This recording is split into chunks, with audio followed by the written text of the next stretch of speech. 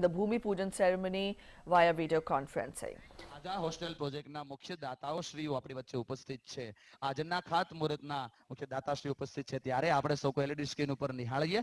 આપણા માનનીય યશસ્વી વડાપ્રધાન સાહેબ શ્રી આપણી વચ્ચે જોડાઈ રહ્યા છે.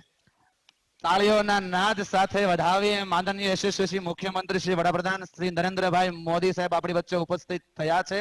આજના આ સૌરાષ્ટ્ર પટેલ સેવા સમાજના ખાતમુહૂર્ત પ્રસંગે જ્યારે સાહેબ શ્રી ઉપસ્થિત થયા છો ત્યારે આપનું ખૂબ ખૂબ સ્વાગત કરીએ છીએ. જોરદાર તાળીઓથી આપણે સાહેબ શ્રીને વધાવીએ, એમનું અભિવાદન કરીએ. સૌરાષ્ટ્ર પટેલ સેવા સમાજના હોસ્ટેલ પ્રોજેક્ટની અંદર વિદ્યાર્થીઓ માટે શિક્ષણનો સહારો બનવા જઈ રહ્યો છે ત્યારે ખાતમુહૂર્ત પ્રસંગે આપ શ્રી ઉપસ્થિત રહ્યા છો ત્યારે આપે આ કાર્યક્રમની અંદર ઉપસ્થિત રહી કાર્યક્રમની શોભા વધારી છે. આ ભવ્ય કાર્યક્રમને આપે દિવ્ય બનાવ્યો છે ત્યારે આપના આગમનથી આ પરિસર ખૂબ પ્રાણમય બન્યો છે. હું વિનંતી કરીશ સૌરાષ્ટ્ર પટેલ સેવા સમાજના પ્રમુખ અને યુવાનોના પ્રેરણાદાયી એવા શ્રી કાનજીભાઈ ભાલાલાને કે આપ સૌ કોઈને અને મહેમાનશ્રીઓ સાથે સાહેબશ્રીને શબ્દ પુષ્પોથી આવકારશે. શ્રી કાનજીભાઈ ભાલાલા, પ્રમુખ શ્રી સૌરાષ્ટ્ર પટેલ સેવા સમાજ સુરત.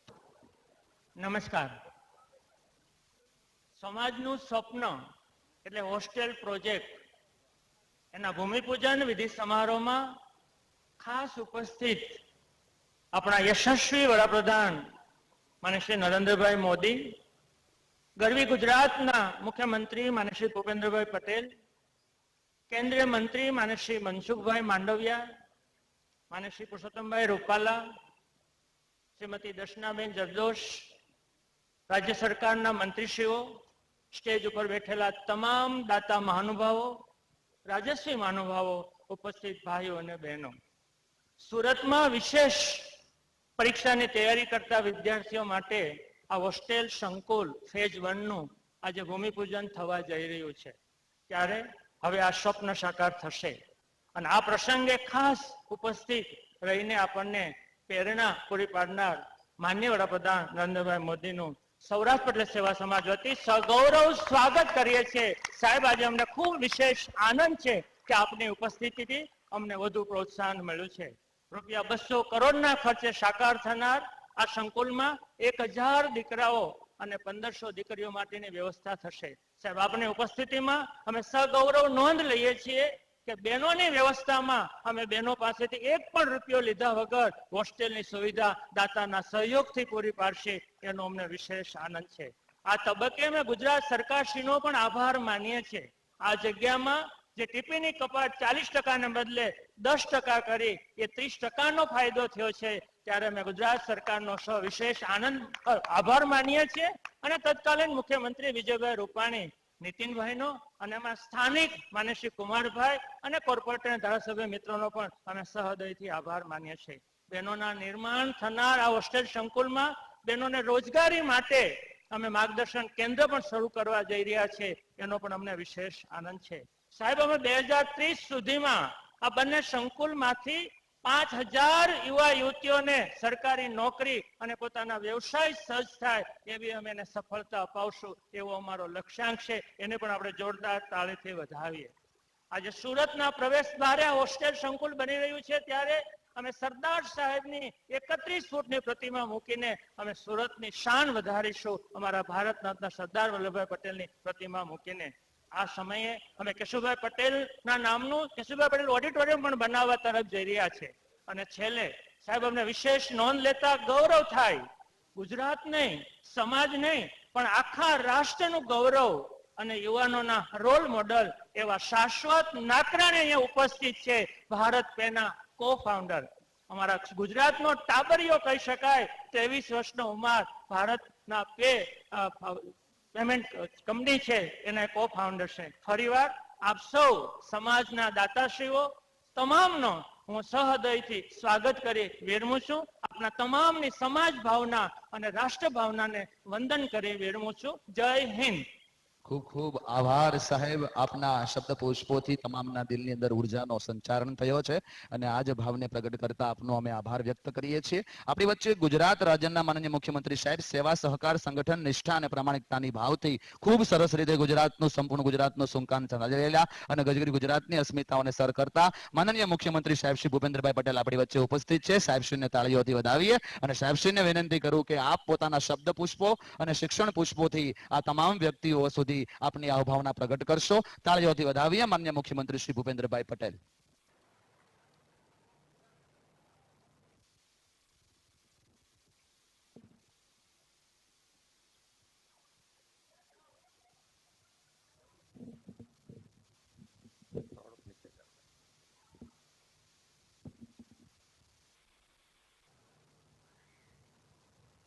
શ્રી સૌરાષ્ટ્ર પટેલ સેવા સમાજ સુરત દ્વારા 200 કરોડના ખર્ચે નિર્માણ પામનાર છાત્રાલયના ખાતમુહૂર્ત પ્રસંગે મારી સાથે મંચ ઉપર બિરાજમાન અને વર્ચ્યુઅલી આપણી સાથે જોડાયેલા યશસ્વી વડાપ્રધાન શ્રી નરેન્દ્રભાઈ મોદી, કેન્દ્રીય મંત્રી શ્રી મનસુખભાઈ માંડવિયા, કેન્દ્રીય મંત્રી શ્રી પરસોત્તમભાઈ રૂપાલા, કેન્દ્રીય મંત્રી તથા સુરતના લોકપ્રિય સાંસદ શ્રીમતી દર્શનાબેન જરદોસ, પ્રદેશના અધ્યક્ષ અને નવસારીના સાંસદ શ્રી CR પાટીલજી, મારા રાજ્યના મારા સાથી મંત્રીશ્રીઓ, સંસ્થાના પ્રમુખ શ્રી કાનજીભાઈ ભલાળા, દાતાશ્રીઓ, સંસ્થાના શ્રેષ્ઠી ભાઈઓ અને બહેનો, વિજયાદશમીના પાવન પર્વની સૌને શુભેચ્છાઓ પાઠવું છું. આસુરી શક્તિ પર દૈવી શક્તિના વિજયનું પર્વ એટલે આપણે જાણીએ છીએ એમ વિજયાદશમી. આ પર્વ આપણને સાથે મળીને અસુરી તાકાતનો સામે લડીને વિજય મેળવવાની સદીઓથી જે પ્રેરણા આપતું આવ્યું છે. પ્રકાશ તરફથી ઉર્ધ્વગતિના પર્વ દીપાવલીના દિવસો અને ઉજાસ ઉમંગના દિવસો પણ હવે નજીક આવી રહ્યા છે. આવા શુભંગ અવસરે આજે ગુજરાતની વિકાસ યાત્રા, ખાસ કરીને યુવા શક્તિના શિક્ષણની સર્વગ્રાહી ઉન્નતિમાં એક નવા સીમાચિહ્નનો નવતર ઉજાસનો કાર્ય આરંભ થવા જઈ રહ્યો છે. શ્રી સૌરાષ્ટ્ર પટેલ સેવા સમાજ દ્વારા સુરત મહાનગરમાં પટેલ સમાજના ઇતિહાસમાં પ્રથમ એવી ₹200 કરોડના ખર્ચે નિર્માણ થનારી boys and girls hostel phase 1 નું ભૂમિપૂજન આજે આ પાવન દિવસે થઈ રહ્યું છે. આપણું સૌભાગ્ય છે કે આ ભૂમિપૂજન પણ પરમ ઉપાસક અને ભારત માતાને વિશ્વગુરુ જગતજનની બનાવવા સંકલ્પબદ્ધ આદરણીય વડાપ્રધાન શ્રી નરેન્દ્રભાઈ મોદીના કર કમળોથી વર્ચ્યુઅલ માધ્યમથી થવાનું છે. આદરણીય વડાપ્રધાનશ્રીનું આજનું આ પર્વ ગુજરાતની જનતા જનાર્દન વતી સ્વાગત કરું છું. ભાઈઓ બહેનો, શિક્ષણ એ વિકાસનો મુખ્ય આધાર છે. આજની યુવા પેઢી વિશ્વ સમકક્ષ શિક્ષણ મેળવી ગ્લોબલ યુથ બને તેવી નેમ સાથે પ્રધાનમંત્રીશ્રીએ જ્ઞાન શક્તિનો મહિમા કર્યો છે. જ્ઞાન શક્તિના અદના સેવા કાર્યમાં આજે સમાજ શક્તિ પણ જોડાઈ છે. તે સોનામાં સુગંધ બળ્યા જેવું કામ છે.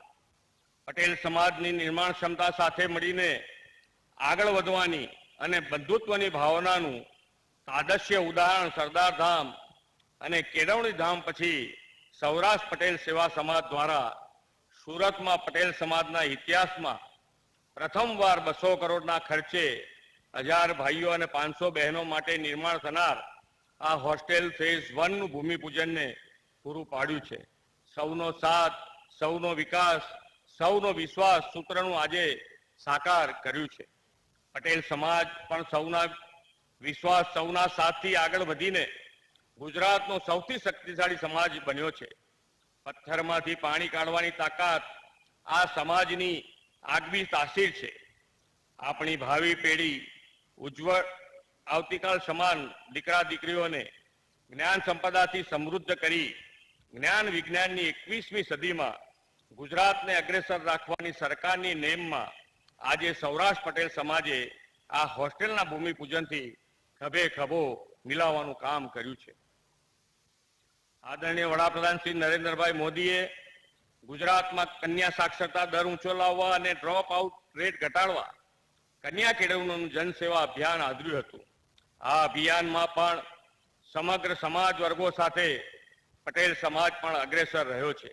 શ્રી સૌરાષ્ટ્ર પટેલ સેવા સમાજ દ્વારા નર્મદ નગરી સુરતમાં થનારું હોસ્ટેલ ફેઝ 1 નું નિર્માણ શ્રી નરેન્દ્રભાઈ મોદીની સરકારની સૌ ભણો સૌ આગળ વધે ની નેમ સાથે સુસંગત છે. બાળકોમાં યુવાનોમાં શિક્ષણ પ્રત્યે રસ રુચિ જાગે તેવી સમયાનુકૂળ વ્યવસ્થા ઊભી કરવા નરેન્દ્રભાઈ મોદીએ જ્ઞાન શક્તિને શક્તિ પંચામૃતની મહત્વપૂર્ણ શક્તિ બનાવી છે. ગુજરાતમાં શિક્ષણનું સ્તર અને ગુણવત્તા અને વિસ્તરીય છે. આજે ગુજરાતમાં વિવિધ જ્ઞાન કૌશલની 91 યુનિવર્સિટીઓ છે અને યુવાનોને વર્લ્ડ ક્લાસ એજ્યુકેશન ઘર આંગણે મળે છે. આપણે વડાપ્રધાનના માર્ગદર્શનમાં સેક્ટરલ યુનિવર્સિટીની પહેલ કરી છે. સર્વાંગી વિકાસ માટેના અભ્યાસક્રમોના ઘડતર માટે ચિલ્ડ્રન યુનિવર્સિટી, ઉચ્ચ કક્ષાના શિક્ષકો સમાજને મળે તે માટે ટીચર્સ યુનિવર્સિટી, રાજ્યના યુવાનો પોલીસ અને લશ્કરમાં જોડાય તે માટે Raksha Shakti university, law university, Pandit Deendayal energy university, technological university, Kamdhenu university તેમજ અન્ય વિવિધ શૈક્ષણિક સંસ્થાઓના માધ્યમથી આજે ગુજરાત ઉચ્ચ શિક્ષણના રાહ પર આગવી સિદ્ધિઓ સર્જી રહ્યું છે અને એજ્યુકેશન હબ તરીકે ઉભરી આવ્યું છે. ગ્રામીણ વિસ્તાર કે નાના ગામમાં રહેતો યુવાન ઉચ્ચ શિક્ષણની આવી અદ્યતન સંસ્થાઓમાં શિક્ષણ મેળવવા સરળતાએ મહાનગરોમાં રહી શકે તેવી વ્યવસ્થાઓ પણ સરકારે વિકસાવી છે. આવા નેક કામમાં સમાજ શક્તિનો સેવા સંસ્થાઓનો પણ સહયોગ વ્યાપક પ્રમાણમાં મળ્યો છે. સૌરાષ્ટ્ર પટેલ સેવા સમાજ દ્વારા નિર્માણ પામનારી હોસ્ટેલ ફેઝ 1 આ ડાયમંડ નગરીમાં એજ્યુકેશન સેક્ટરના ડાયમંડનું પણ નિર્માણ કરશે એવો મને વિશ્વાસ છે.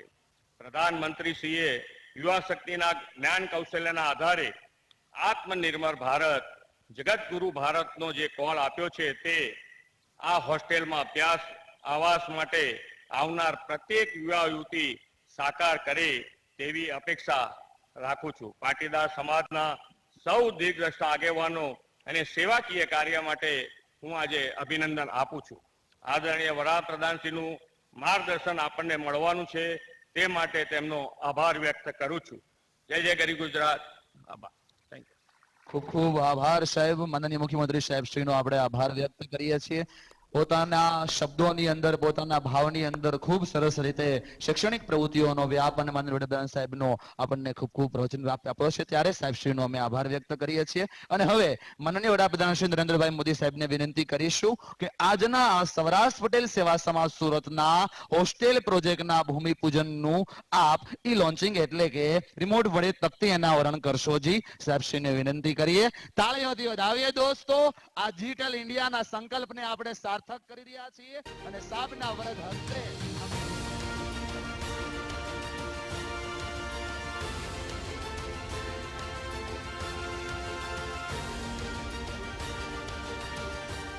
સુરતમાં પોતાની આગવી ઓળખ ઊભી કરનાર સૌરાષ્ટ્રવાસી પટેલ સમાજ હવે વિશેષ શૈક્ષણિક સુવિધાઓ ઊભી કરવા તરફ આગળ વધી રહ્યો છે.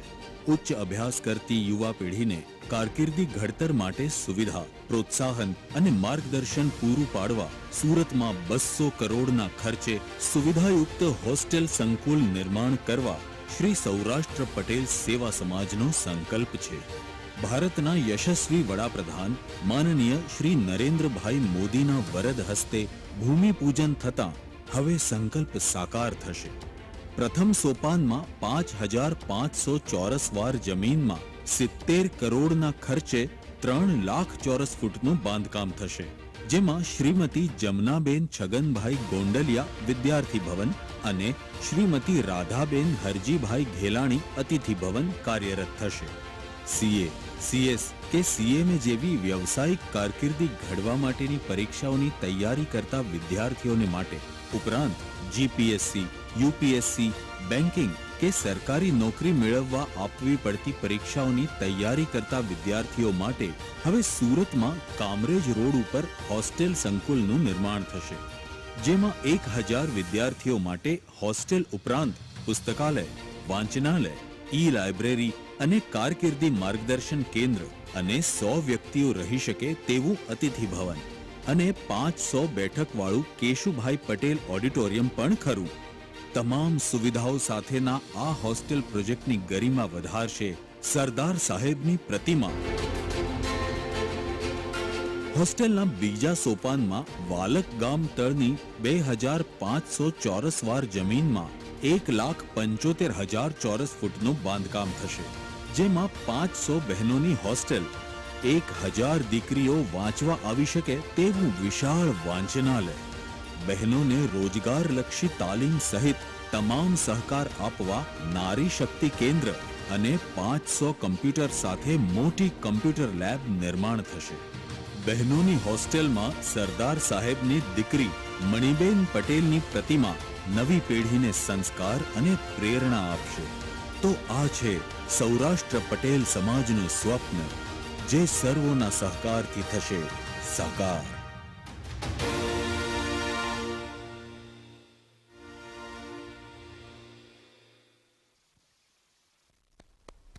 ખૂબ સરસ ખાતમુહૂર્તના સમારોહની અંદર આપ સૌ કોઈનો અભાવ આપણે જોઈ રહ્યા છીએ. ત્યારે હવે વિનંતી કરીએ માનનીય વડાપ્રધાન શ્રી નરેન્દ્રભાઈ મોદી સાહેબને કે આપ પોતાની પ્રોત્સાહિત પ્રેમ અને પ્રેરણાભર્યા શબ્દોથી આજના આ શિક્ષણ સેવા અને સહકારના યજ્ઞને પોતાની શબ્દરૂપી આહુતિ અર્પણ કરશો. વિનંતી કરું આપના સૌ કોઈના લાડીલા નેતૃત્વનો કળાભાવ ધરાવતા, લીડરશિપના માહિર એવા શીશ સમાન નેતૃત્વ ધરાવતા શ્રી નરેન્દ્રભાઈ મોદી સાહેબ, વડાપ્રધાન શ્રી ભારત સરકાર. તાળીઓથી વધાવજો દોસ્તો, જોરદાર તાળીઓથી.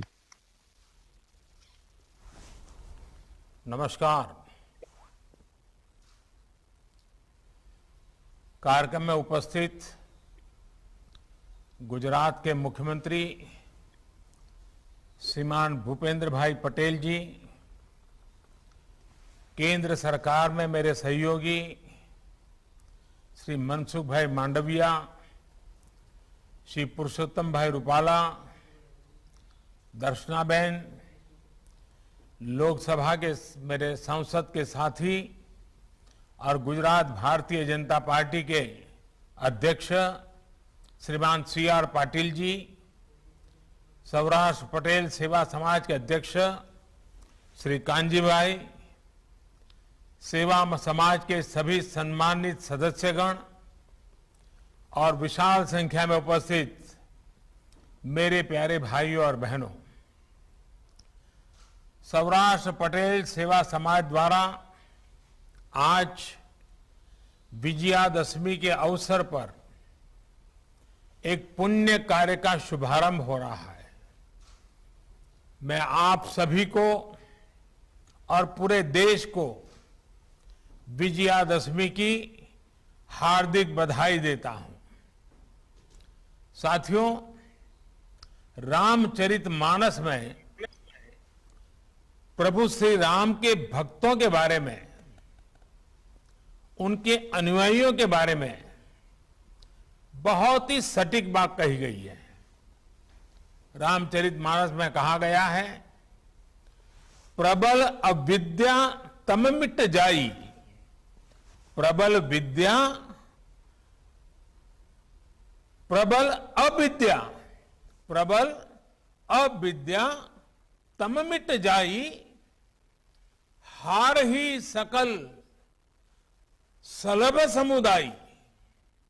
अर्थात भगवान राम के आशीर्वाद से, उनके अनुसरण से अविद्या, अज्ञान और अंधकार मिट जाते हैं. जो भी नकारात्मक शक्तियां हैं वो हार जाती हैं. और भगवान राम के अनुसरण का अर्थ है मानवता का अनुसरण, ज्ञान का अनुसरण. इसलिए गुजरात की धरती से बापू ने राम राज्य के आदर्शों पर चलने वाले समाज की कल्पना की थी। मुझे खुशी है कि गुजरात के लोग उन मूल्यों को मजबूती से आगे बढ़ा रहे हैं, उन्हें मजबूत कर रहे हैं। सौराष्ट्र पटेल सेवा समाज द्वारा शिक्षा के क्षेत्र में आज की गई ये पहल भी इसी कड़ी का एक हिस्सा है। आज फेज 1 हॉस्टल का भूमि पूजन हुआ है। मुझे बताया गया है कि साल 2024 तक दोनों फेज का काम पूरा कर लिया जाएगा। कितने ही युवाओं को, बेटे बेटियों को आपके इन प्रयासों से एक नई दिशा मिलेगी, उन्हें अपने सपनों को साकार करने का अवसर मिलेगा। मैं इन प्रयासों के लिए सौराष्ट्र पटेल सेवा समाज को और विशेष रूप से अध्यक्ष श्री कांजीभाई को भी और उनकी सारी टीम को बहुत बहुत बधाई देता हूं। मुझे इस बात से भी बहुत संतोष है कि सेवा के इन कार्यों में समाज के हर वर्ग को साथ लेकर चलने की चेष्टा है, प्रयास है। साथियों, जब मैं अलग अलग क्षेत्रों में सेवा के ऐसे कार्यों को देखता हूं तो मुझे गर्व होता है कि गुजरात किस तरह सरदार पटेल की विरासत को आगे बढ़ा रहा है। सरदार साहब ने कहा था और सरदार साहब के वाक्य हमने अपने जीवन में बांध के रखना है। सरदार साहब ने कहा था, जाति और पंथ को हमें रुकावट नहीं बनने देना है। हम सभी भारत के बेटे और बेटियां हैं। हम सभी को अपने देश से प्रेम करना चाहिए। परस्पर स्नेह और सहयोग से अपना भाग्य बनाना चाहिए। हम खुद इसके साक्षी हैं कि सरदार साहब की इन भावनाओं को गुजरात ने किस तरह हमेशा मजबूती दी है। राष्ट्र प्रथम, ये सरदार साहब की संतानों का जीवन मंत्र है। आप देश दुनिया में कहीं भी चले जाइए, गुजरात के लोगों में ये जीवन मंत्र आपको हर जगह दिखेगा। भाइयों और बहनों, भारत इस समय अपनी आजादी के 75वें वर्ष में है। ये अमृतकाल हमें नए संकल्पों के साथ ही उन व्यक्तियों को याद करने की भी प्रेरणा देता है जिन्होंने जनचेतना जागृत करने में बड़ी भूमिका निभाई। आज की पीढ़ी को उनके बारे में जानना बहुत ही आवश्यक है। आज गुजरात जिस ऊंचाई पर पहुंचा है, उसके पीछे ऐसे अनेकों लोगों का तप, त्याग और तपस्या रही है। विशेषकर शिक्षा क्षेत्र में ऐसे ऐसे व्यक्तित्व हुए जिन्होंने गुजरात की शिक्षा व्यवस्था को मजबूत करने में बड़ी भूमिका निभाई। हम सब शायद जानते होंगे, उत्तर गुजरात में जिनका जन्म हुआ और आज गुजरात के हर कोने में उनको याद किया जाता है, ऐसे ही एक महापुरुष थे श्री छगन भा। उनका दृढ़ विश्वास था कि शिक्षा ही समाज के सशक्तिकरण का सबसे बड़ा माध्यम है। आप कल्पना कर सकते हैं, आज से 102 साल पहले 1919 में उन्होंने कड़ी में सर्व विद्यालय केळवणी मंडल की स्थापना की थी। ये छगन भा का ये दूरदृष्टि काम था, ये उनकी दृष्टि थी, उनका विजन था, उनका जीवन मंत्र था, कर भला होगा भला। और इसी प्रेरणा से वो आने वाली पीढ़ियों के भविष्य को संवारते रहे। जब 1929 में गांधी जी छगनभाई के मंडल में आए थे तो उन्होंने कहा था कि छगनभा बहुत बड़ा सेवा कार्य कर रहे हैं। उन्होंने लोगों से ज्यादा संख्या में अपने बच्चे छगनभा के ट्रस्ट में पढ़ने के लिए भेजने को कहा था। साथियों, देश की आने वाली पीढ़ियों के भविष्य के लिए अपना वर्तमान खपा देने वाले ऐसे ही एक और व्यक्ति का जिक्र मैं जरूर करना चाहूंगा, वो थे भाई काका। भाई काका ने आणंद और खेड़ा के आसपास के इलाके में शिक्षा व्यवस्था को मजबूत करने के लिए बहुत काम किया था। भाई काका स्वयं तो इंजीनियर थे, करियर अच्छा चल रहा था, लेकिन सरदार साहब के एक बार कहने पर उन्होंने नौकरी छोड़ दी और अहमदाबाद म्युनिसिपैलिटी में काम करने आ गए थे। कुछ समय बाद वो चरोतर चले गए थे, जहां उन्होंने आणंद में चरोतर एजुकेशन सोसाइटी का काम संभाला। बाद में वो चरोतर विद्या मंडल से भी जुड़ गए थे। भाई काका ने उस दौर में एक रूरल यूनिवर्सिटी का सपना भी देखा था।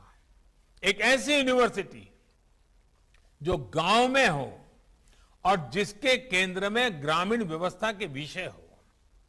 इसी प्रेरणा से उन्होंने सरदार वल्लभ भाई पटेल यूनिवर्सिटी के निर्माण में अहम भूमिका निभाई थी।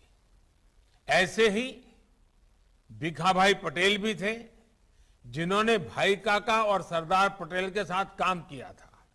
साथियों, जो लोग गुजरात के बारे में कम जानते हैं, उन्हें मैं आज वल्लभ विद्यानगर के बारे में भी बताना चाहता हूं। आप में से काफी लोगों को पता होगा, ये स्थान करमसद, बाकरोल और आणंद के बीच में पड़ता है। इस स्थान को इसलिए विकसित किया गया था ताकि शिक्षा का प्रसार किया जा सके, गांव के विकास से जुड़े कामों में तेजी लाई जा सके। वल्लभ विद्यानगर के साथ सिविल सेवा के दिग्गज अधिकारी एचएम पटेल जी भी जुड़े थे। सरदार साहब जब देश के गृह मंत्री थे तो एचएम पटेल जी उनके काफी करीबी लोगों में गिने जाते थे। बाद में वो जनता पार्टी की सरकार में वित्त मंत्री भी बने। साथियों, ऐसे कितने ही नाम हैं जो आज मुझे याद रह रहे हैं। सौराष्ट्र की अगर बात करें, हमारे मोहनलाल लालजीभाई पटेल, जिनको हम मोला पटेल के नाम से जानते थे। मोला पटेल ने एक विशाल शैक्षिक परिसर का निर्माण करवाया था। एक और मोहन भाई बिरजी भाई पटेल जी 100 साल से भी पहले पटेल आश्रम के नाम से एक छात्रावास की स्थापना कर अमरेली में शिक्षा व्यवस्था को मजबूत करने का काम किया था। जामनगर में केशवजी भाई अरजी भाई विराणी और करसन भाई बेचर भाई विराणी, इन्हें दशकों पहले बेटियों को शिक्षित करने के लिए स्कूल और छात्रालय बनाए थे। आज नगीन भाई पटेल, साकरचंद भाई पटेल, गणपत भाई पटेल, ऐसे लोगों द्वारा किए गए प्रयासों का विस्तार हमें गुजरात के अलग अलग विश्वविद्यालयों के रूप में दिखता है। आज का ये सुअवसर इन्हें याद करने का भी बेहतरीन दिन है। हम ऐसे सभी व्यक्तियों की जीवन गाथा को देखें तो पाएंगे कि किस तरह छोटे छोटे प्रयासों से उन्होंने बड़े बड़े लक्ष्यों को प्राप्त करके दिखाया। प्रयासों की यही सामूहिकता बड़े से बड़े नतीजे लाकर दिखाती है। साथियों, आप सबके आशीर्वाद से मुझ जैसे अत्यंत सामान्य व्यक्ति को, जिसका कोई पारिवारिक या राजनीतिक बैकग्राउंड नहीं था, जिसके पास जातिवादी राजनीति का कोई आधार नहीं था, ऐसे मुझ जैसे एक सामान्य व्यक्ति को आपने आशीर्वाद देकर गुजरात की सेवा का मौका 2001 में दिया था। आपके आशीर्वाद की ताकत इतनी बड़ी है कि आज 20 साल से अधिक समय हो गया, फिर भी अखंड रूप से पहले गुजरात की और आज पूरे देश की सेवा करने का सौभाग्य मिला है। साथियों, सबका साथ, सबका विकास का सामर्थ्य क्या होता है, ये भी मैंने गुजरात से ही सीखा है। एक समय गुजरात में अच्छे स्कूलों की कमी थी, अच्छी शिक्षा के लिए शिक्षकों की कमी थी। उमिया माता का आशीर्वाद लेकर, खोड़ल धाम के दर्शन करके मैंने इस समस्या के समाधान के लिए लोगों का साथ मांगा, लोगों को अपने साथ जोड़ा। आपको याद होगा, गुजरात ने इस परिस्थिति को बदलने के लिए प्रवेशोत्सव की शुरुआत की थी। स्कूलों में शिक्षा की गुणवत्ता बढ़े, इसके लिए साक्षरदीप और गुणोत्सव शुरू किया गया था। तब गुजरात में बेटियों के ड्रॉप आउट की भी एक बड़ी चुनौती थी। अभी हमारे मुख्यमंत्री भूपेंद्र भाई ने इसका वर्णन भी किया। इसके कई सामाजिक कारण तो थे ही, कई व्यवहारिक कारण भी थे। जैसे कितनी ही बेटियां चाहकर भी इसलिए स्कूल नहीं जा पाती थी क्योंकि स्कूलों में बेटियों के लिए शौचालय ही नहीं होते थे। इन समस्याओं के समाधान के लिए गुजरात ने पंचशक्तियों से प्रेरणा पाई। पंचामृत, पंचशक्ति यानी ज्ञान शक्ति, जनशक्ति, जल शक्ति, ऊर्जा शक्ति और रक्षा शक्ति। स्कूलों में बालिकाओं के लिए शौचालय बनवाए गए। विद्या लक्ष्मी बॉन्ड, सरस्वती साधना योजना, कस्तूरबा गांधी बालिका विद्यालय, ऐसे अनेक प्रयासों का परिणाम यह हुआ कि गुजरात में न केवल पढ़ाई का स्तर बेहतर हुआ, बल्कि स्कूल ड्रॉप आउट रेट भी तेजी से कम हुआ। मुझे खुशी है कि आज बेटियों की पढ़ाई के लिए, उनके भविष्य के लिए प्रयास लगातार बढ़ रहे हैं। मुझे याद है, ये आप ही लोग थे जिन्होंने सूरत से पूरे गुजरात में बेटी बचाओ अभियान चलाया था। और मुझे याद है, उस समय मैं आपके समाज के लोगों के बीच में आता था तो ये कड़वी बात बताए बिना कभी चुकता नहीं था। आप राजी हो जाएं, नाराज हो जाएं, इसका ख्याल किए बिना मैंने हमेशा कड़वी बात बताई थी बेटियों को बचाने की। और मुझे आज संतोष से कहना है कि आप सबने मेरी बात को उठा लिया और आपने सूरत से जो यात्रा निकाली थी, पूरे गुजरात में जाकर के, समाज के हर कोने में जाकर के, गुजरात के हर कोने में जाकर के बेटी बचाने के लिए लोगों के शपथ दिलवाए थे। और मुझे भी आपके उस महाप्रयास में आपका साथ जुड़ने का मौका मिला था। बहुत बड़ा प्रयास किया था आप लोगों ने।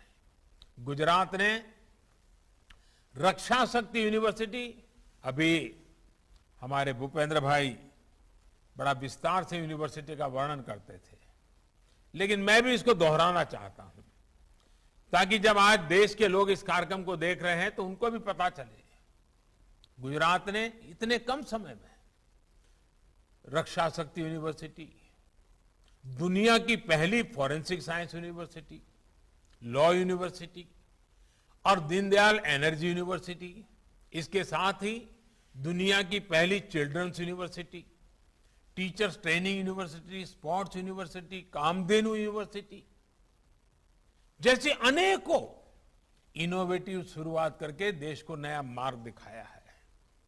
आज इन सारे प्रयासों का लाभ गुजरात की युवा पीढ़ी को मिल रहा है। मैं जानता हूं आप में से अधिकतर को इनके बारे में पता है और अभी भूपेंद्र भाई ने बताया भी है, लेकिन आज मैं ये बातें आपके सामने इसलिए दोहरा रहा हूं क्योंकि जिन प्रयासों में आपने मेरा साथ दिया, आप मेरे साथ कंधे से कंधा मिलाकर के चले, आपने कभी पीछे मुड़कर के देखा नहीं, उससे मिले अनुभव आज देश में बड़े बदलाव ला रहे हैं। साथियों, आज नई राष्ट्रीय शिक्षा नीति के जरिए देश की शिक्षा व्यवस्था को भी आधुनिक बनाया जा रहा है। नई राष्ट्रीय शिक्षा नीति में प्रोफेशनल कोर्सेज की पढ़ाई स्थानीय भाषा में, मातृभाषा में कराए जाने का विकल्प भी दिया गया है। बहुत कम लोगों को समझ आ रहा है कि इसका कितना बड़ा प्रभाव पैदा होने वाला है। गांव का गरीब का बच्चा भी अब अपने सपने साकार कर सकता है। भाषा के कारण उसकी जिंदगी में अब रुकावट नहीं आने वाली है। अब पढ़ाई का मतलब डिग्री तक ही सीमित नहीं है, बल्कि पढ़ाई को स्किल के साथ जोड़ा जा रहा है। देश अपनी पारंपरिक स्किल को भी अब आधुनिक संभावनाओं से जोड़ रहा है। साथियों, स्किल का क्या महत्व होता है, इसे आपसे ज्यादा और कौन समझ सकता है। एक समय आप में से अधिकांश लोग सौराष्ट्र में अपना घर छोड़कर, खेत खलिहान छोड़कर, अपने दोस्त रिश्तेदार छोड़कर हीरा घिसने, हीरा घसू के रूप में सूरत आए थे। एक छोटे से कनों में 8-8, 10-10 लोग रहा करते थे, लेकिन ये आपकी स्किल ही थी, आपका कौशल ही था, जिसकी वजह से आज आप लोग इतनी ऊंचाई पर पहुंचे हैं। और पांडुरंग शास्त्री जी ने तो आपके लिए कहा था, रत्न कलाकार कहा था। हमारे कांजी भाई तो स्वयं में एक उदाहरण है। अपनी आयु की परवाह न करते हुए वो पढ़ते ही गए, नया नया कौशल अपने साथ जोड़ते ही चले गए। और शायद आज भी पूछोगे कि कांजी भाई कोई पढ़ाई वढ़ाई चल रही है क्या, तो हो सकता है कुछ तो पढ़ते ही होगी। ये बहुत बड़ी बात है जी। साथियों, स्किल और इकोसिस्टम से मिलकर आज नए भारत की नींव रख रहे हैं। स्टार्टअप इंडिया की सफलता हमारे सामने है। आज भारत के स्टार्टअप्स पूरी दुनिया में पहचान बना रहे हैं। हमारे यूनिकॉर्न्स की संख्या अब रिकॉर्ड बना रही है। कोरोना के कठिन समय के बाद हमारी अर्थव्यवस्था ने जितनी तेजी से वापसी की है, उससे पूरा विश्व भारत को लेकर आशा से भरा हुआ है। अभी हाल में एक विश्व संस्था ने भी कहा है कि भारत फिर दुनिया की सबसे तेजी से आगे बढ़ने वाली अर्थव्यवस्था बनने जा रहा है। मुझे विश्वास है गुजरात राष्ट्र निर्माण के अपने प्रयासों में हमेशा की तरह सर्वश्रेष्ठ रहेगा, सर्वश्रेष्ठ करेगा। अब तो भूपेंद्र भाई पटेल जी और उनकी पूरी टीम एक नई ऊर्जा के साथ गुजरात की प्रगति के इस मिशन में जुट गए हैं। साथियों, वैसे भूपेंद्र भाई के नेतृत्व में नई सरकार बनने के बाद आज पहली बार मुझे इतने विस्तार से गुजरात के लोगों को संबोधित करने का अवसर मिला है। एक साथी कार्यकर्ता के रूप में भूपेंद्र भाई से मेरा परिचय 25 वर्ष से भी ज्यादा का है। ये हम सभी के लिए बहुत गौरव की बात है कि भूपेंद्र भाई एक ऐसे मुख्यमंत्री है जो टेक्नोलॉजी के भी जानकार हैं और जमीन से भी उतना ही जुड़े हुए हैं। अलग अलग स्तर पर काम करने का उनका अनुभव गुजरात के विकास में बहुत काम आने वाला है। कभी एक छोटी सी म्युनिसिपैलिटी नगर पालिका के सदस्य, फिर नगर पालिका के अध्यक्ष, फिर अहमदाबाद महानगर के कॉरपोरेटर, फिर अहमदाबाद महानगर पालिका की स्टैंडिंग कमेटी के चेयरमैन, फिर औड़ा जैसी प्रतिष्ठित संस्थान के चेयरमैन, करीब करीब 25 वर्षों तक अखंड रूप से उन्होंने ग्रास रूट शासन प्रशासन को देखा है, परखा है, उसका नेतृत्व किया है। मुझे खुशी है कि आज ऐसे अनुभवी व्यक्ति गुजरात की विकास यात्रा को तेज गति से आगे बढ़ाने के लिए गुजरात का नेतृत्व कर रहे हैं। साथियों, आज हर गुजराती को इस बात का भी गर्व होता है कि इतने लंबे समय तक सार्वजनिक जीवन में रहने के बावजूद, इतने बड़े पदों पर रहने के बाद भी, 25 साल तक कार्य करने के बाद भी भूपेंद्र भाई के खाते में कोई विवाद नहीं है।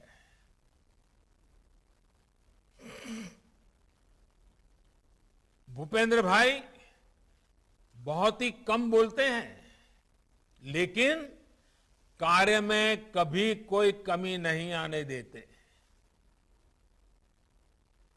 एक साइलेंस वर्कर की तरह, एक मूक सेवक की तरह काम करना उनकी कार्यशैली का हिस्सा है। बहुत कम ही लोगों को यह भी पता होगा कि भूपेंद्र भाई का परिवार हमेशा से आध्यात्म के प्रति समर्पित रहा है। उनके पिताजी आध्यात्मिक क्षेत्र से जुड़े रहे हैं। मेरा विश्वास है ऐसे उत्तम संस्कार वाले भूपेंद्र भाई के नेतृत्व में गुजरात चौतरफा विकास करेगा। साथियों, मेरा एक आग्रह आप सभी से आजादी के अमृत महोत्सव को लेकर भी है। इस अमृत महोत्सव में आप सभी को भी कुछ संकल्प लेना चाहिए, देश को कुछ देने वाला मिशन शुरू करना चाहिए। ये मिशन ऐसा हो जिसका प्रभाव गुजरात के कोने कोने में नजर आना चाहिए। जितना सामर्थ्य आप में है, मैं जानता हूं आप सब मिलकर के ये कर सकते हैं। हमारी नई पीढ़ी देश के लिए, समाज के लिए जीना सीखे, इसकी प्रेरणा भी आपके प्रयासों का अहम हिस्सा होनी चाहिए। सेवा से सिद्धि के मंत्र पर चलते हुए हम गुजरात को, देश को नई ऊंचाई पर पहुंचाएंगे। आप सबके बीच लंबे अरसे के बाद आने का सौभाग्य मिला। सबके यहां वर्चुअली मैं सबके दर्शन कर रहा हूं। सारे पुराने चेहरे मेरे सामने हैं અને ભલે દૂરથી તો દૂરથી પણ તમને બધાને મળ્યાનો આનંદ તો આવે જ। તમારી પ્રેમ વર્ષાનો અનુભવ થાય જ થાય. અને આજે આપ સૌને ભલે દૂરથી પણ ફરી એકવાર મળવાનો મોકો મળ્યો. બધા વડીલોને પણ હું તો આજે જોઉં છું. બધા ખૂબ મોટી ઉંમરના વડીલોએ બેઠા છે. એ બધા આશીર્વાદ આપવા માટે આવ્યા. એમનો પણ આભાર માનું છું. અને આપ સૌએ આટલો બધો પ્રેમ વરસાવ્યો અને ખૂબ મહત્વાકાંક્ષી યોજનાને સાકાર કરવા માટે આગળ ધપી રહ્યા છો. ત્યારે કાનજીભાઈ અને એમની પૂરી ટીમને અને ખાસ કરીને આમાં તો બધા જવાનિયાઓ જોડાયેલા છે. આ બધાને મારી ખૂબ ખૂબ શુભકાमनाओं. इसी शुभकामना के साथ आप सभी का बहुत बहुत धन्यवाद. आवजो. ખૂબ ખૂબ આભાર માનનીય શ્રી વડાપ્રધાન નરેન્દ્ર મોદી સાહેબ શ્રી. આપ દૂર છો પણ અમે અમારા દિલની નજીક છો. આપના અતિ વ્યસ્ત શેડ્યુલમાંથી આપ સમય કાઢી આજના પ્રસંગના ઉપસ્થિત રહ્યા તેના માટે સૌરાષ્ટ્ર પટેલ સેવા સમાજ, દાતાશ્રીઓ, ટ્રસ્ટીશ્રીઓ તથા આપ સુરતવાસીઓ આપનો આભાર વ્યક્ત કરે છે. ખૂબ ખૂબ આભાર. વંદે માતરમ. ભારત માતા કી જય. નમસ્કાર. તમામને નમ્ર વિનંતી છે